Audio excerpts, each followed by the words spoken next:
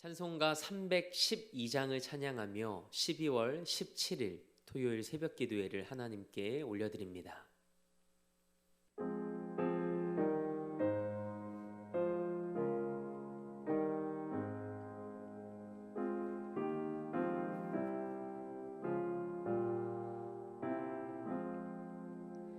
너 하나님께 이끌리어 일평생 주만 바라면 너 어려울 때 힘 주시고 언제나 지켜주시리.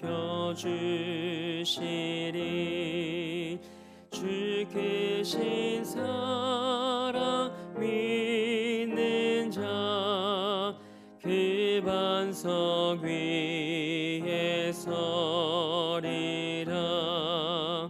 너 설레는 맘 가다듬고 희망 중 기다리면서 은혜로신 주의 뜻과 사랑에 만족하여라. 우리를 불러주신 주 마음에서 원하신다.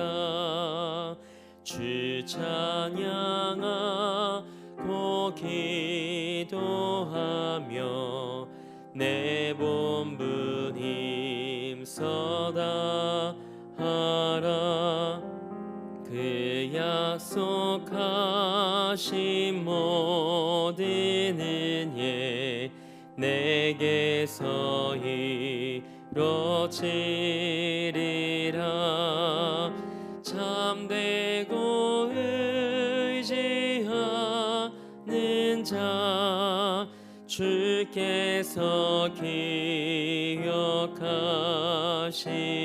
기억하시리. 아멘. 사도신경으로 우리의 신앙을 고백합니다. 나는 전능하신 아버지 하나님, 천지의 창조주를 믿습니다. 나는 그의 유일하신 아들 우리 주 예수 그리스도를 믿습니다. 그는 성령으로 잉태되어 동정녀 마리아에게서 나시고 본디오 빌라도에게 고난을 받아 십자가에 못 박혀 죽으시고 장사된 지 사흘 만에 죽은 자 가운데서 다시 살아나셨으며 하늘에 오르시어 전능하신 아버지 하나님 우편에 앉아 계시다가 거기로부터 살아있는 자와 죽은 자를 심판하러 오십니다.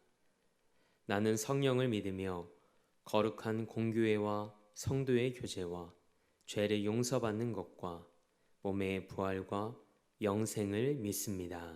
아멘. 우리 힘차게 박수하며 430장 한 장 더 하나님 앞에 박수하며 영광 올려드립니다.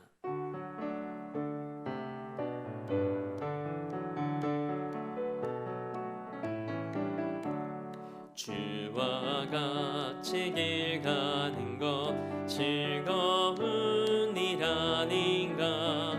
우리 주님 걸어가신 발자취를 밟겠네. 한 걸음 한 걸음 주 예수와 함께 날마다 날마다 우리 걸어가리. 어린아이 같은 우리 미련하고 약하나 주의 손에 이끌리어 생명 길로 가겠네.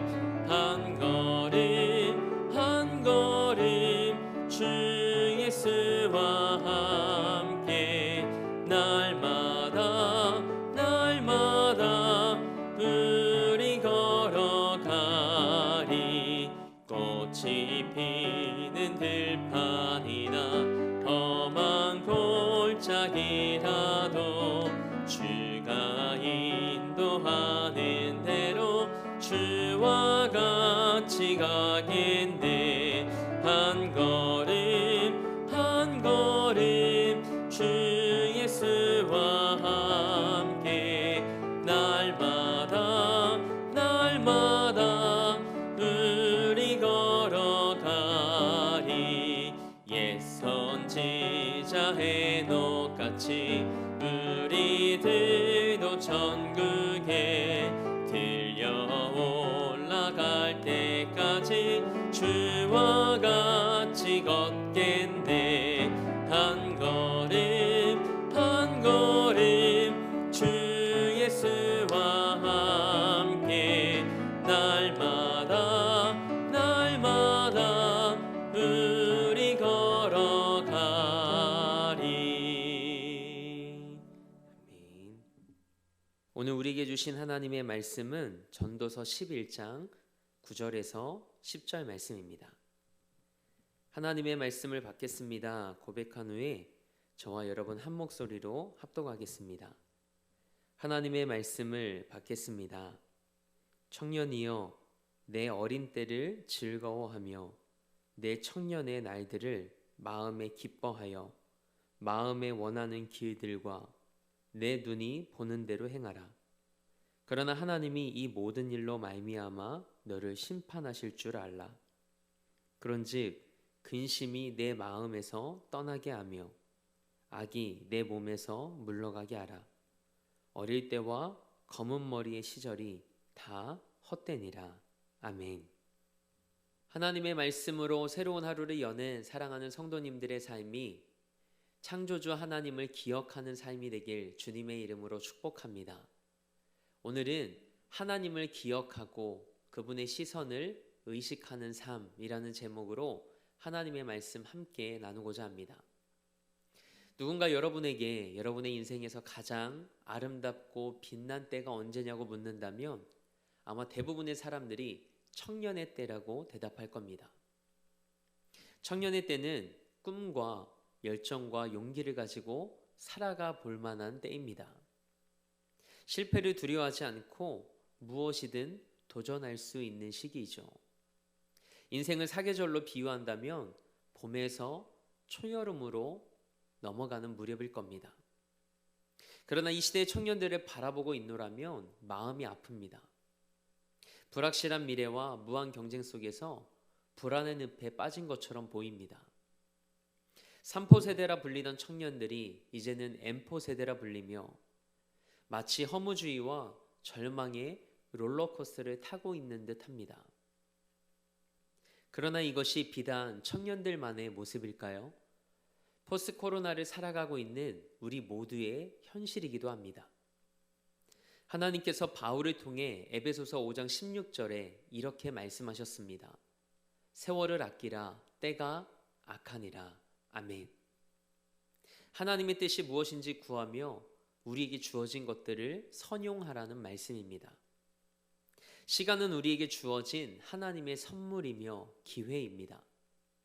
오늘 나에게 주신 하나님의 선물과 기회는 무엇인지 하나님 앞에서 우리의 삶을 반추해 보는 하루가 되길 소망합니다. 솔로몬은 우리가 함께 읽은 본문 말씀에서 이렇게 말하고 있습니다. 본문 9절 말씀을 함께 읽겠습니다. 청년이여, 내 어린 때를 즐거워하며 내 청년의 날들을 마음에 기뻐하여 마음에 원하는 길들과 내 눈이 보는 대로 행하라. 그러나 하나님이 이 모든 일로 말미암아 너를 심판하실 줄 알라. 아멘. 솔로몬은 우리에게 의미 있는 삶에 대해 도전합니다. 청년의 날에 마음의 소원과 눈의 소망대로 살아보라고 권면하죠. 마음에 품은 소원을 눈에 보이는 현실 속에서 펼쳐보라는 조언입니다. 그러나 한 가지 기억해야 할 것이 있다고 말합니다. 그것은 인생의 마지막에 하나님의 심판이 있다는 사실입니다. 이는 마음에 원하는 것과 눈에 보이는 대로 사는 삶에 대한 경계를 제시합니다. 이 권면은 10절 말씀에 이르러 근심이 없는 삶과 악을 멀리하는 삶이라는 두 가지 삶의 모습으로 매듭을 짓습니다. 결국 탐욕대로 살지 말고 소망대로 살라는 권면입니다. 이는 즐거움의 방향이 잘못되지 않도록 붙들어 주려는 겁니다. 그리스도는 하나님께서 허락하신 자신의 삶을 즐기되 그것이 하나님 앞에서 책임 있는 즐거움이 되도록 해야 하는 것이죠.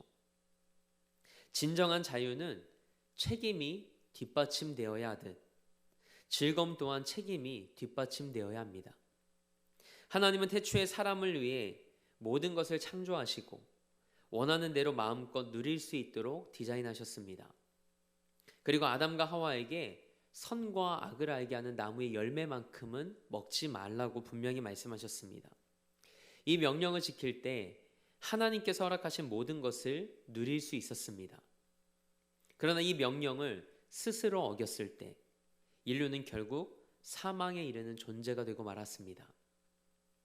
이것을 통해 하나님께서 우리에게 말씀하시는 교훈이 있습니다. 그리스도인은 그리스도 안에서 얻은 자유를 육체의 기회로 삼아서는 안 된다는 겁니다. 오히려 하나님의 말씀 안에 거하고 성령을 따라 살아야 하죠. 이것이 삶을 책임지는 자의 모습입니다. 즐거움을 마음껏 누리기 위해서는 하나님을 기억하고 책임감 있는 삶을 살아가야 합니다.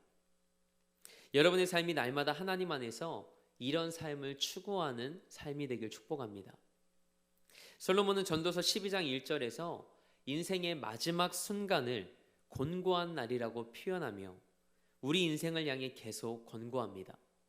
전도서 12장 2절에 기록된 말씀처럼 해와 빛과 달과 별들 그리고 구름이 변하는 모습을 통해 솔로몬은 청년의 시기에서 노년의 시기로 넘어가는 것을 묘사합니다. 솔로몬에게 있어서 청년의 때는 즐거움의 시간이고 노년의 때는 낙이 없는 곤고한 시기라는 고백입니다.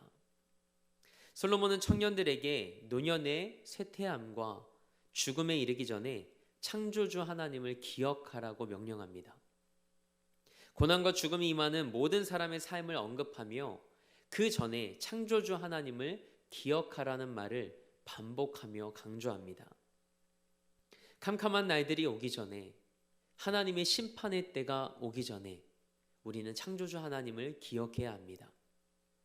더 늦기 전에 창조주 하나님을 기억하는 것은 오늘을 살아가는 우리에게 중요한 일입니다. 그리고 하나님이 어떤 분이신지 아는 것 또한 중요합니다. 하나님은 세상을 만드시고 우리에게 생명을 주신 분이십니다. 그러나 우리는 창조주 하나님을 너무 쉽게 잊고 살아갑니다. 노년에 이르면 낙심하고 절망할 수밖에 없지만 진짜 절망적인 것은 하나님을 기억하지 못하는 삶입니다. 하나님 없는 삶이죠.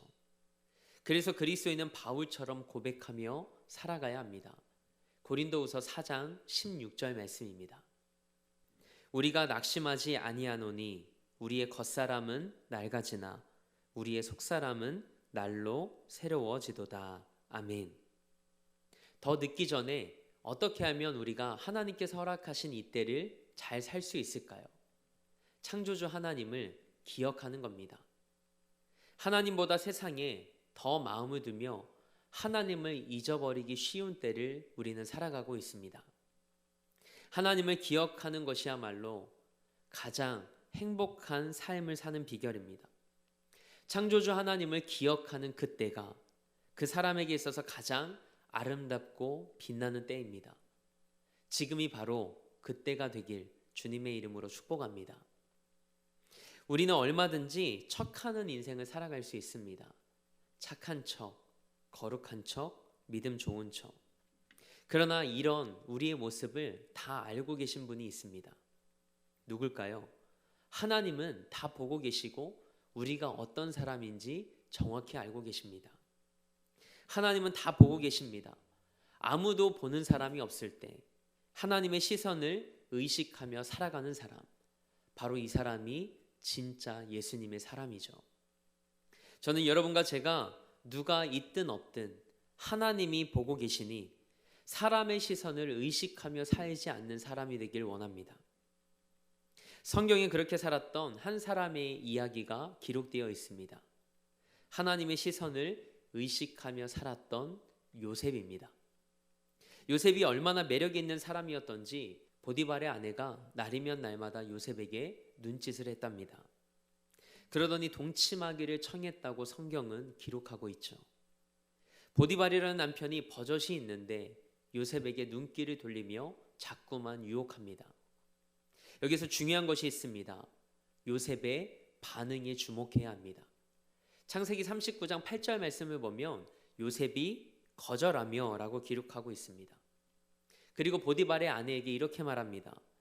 주인님이 집안의 모든 소유를 간섭하지 않고 저에게 다 위탁했지만 당신은 주인의 아내이니 내가 어떻게 죄를 저질러 하나님께 죄를 지을 수 있겠습니까? 라고 말하죠. 이 말씀을 가만히 살펴보면 요셉은 보디발에게 죄를 짓는다고 말하지 않습니다. 누구에게 죄를 짓는다고 표현을 하죠? 내가 하나님께 죄를 지으리까? 라고 말합니다. 요셉은 아무도 없는 곳에서 보디발의 아내가 유혹하는 그곳에서도 하나님의 시선을 의식하고 있었습니다. 요셉은 하나님이 다 보고 계시다는 사실을 알았습니다. 요셉은 하나님의 시선을 의식하며 살았습니다. 저는 이 표현과 창조주 하나님을 기억하라는 이 말씀이 같은 결의 말씀으로 느껴졌습니다. 하나님의 시선을 의식하며 산다는 것은 인생의 마지막에 설 하나님의 심판을 의식하며 살아간다는 것과 같습니다. 저는 이 요셉처럼 여러분과 저의 삶이 하나님의 시선을 늘 의식하며 살아갈 수 있길 원합니다. 하나님이 언제나 우리를 지켜보고 계신다고 생각한다면 우리의 삶은 완전히 달라질 겁니다. 우리 대림교회 모든 성도님들과 이 새벽기도의 영상을 통해 하루를 시작하는 성도님들의 삶이 창조주 하나님을 기억하고 그분의 시선을 의식하며 살아가는 삶이 되길 주님의 이름으로 축복합니다. 하나님은 살아계십니다. 함께 기도하겠습니다. 하나님, 오늘이라는 하루를 우리에게 선물로 허락해 주시니 감사합니다. 마지막 때를 살아가며 하나님의 뜻을 바르게 분별하고 하나님이 허락하신 모든 것들을 선용하는 삶이 되길 소망합니다.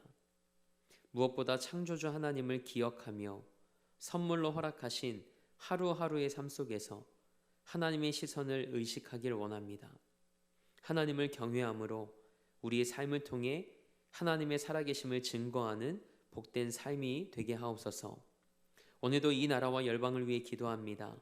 하나님께만 소망을 두며 무릎으로 기도할 때 이 나라와 열방을 새롭게 하시는 하나님의 일하심을 목도케 하옵소서.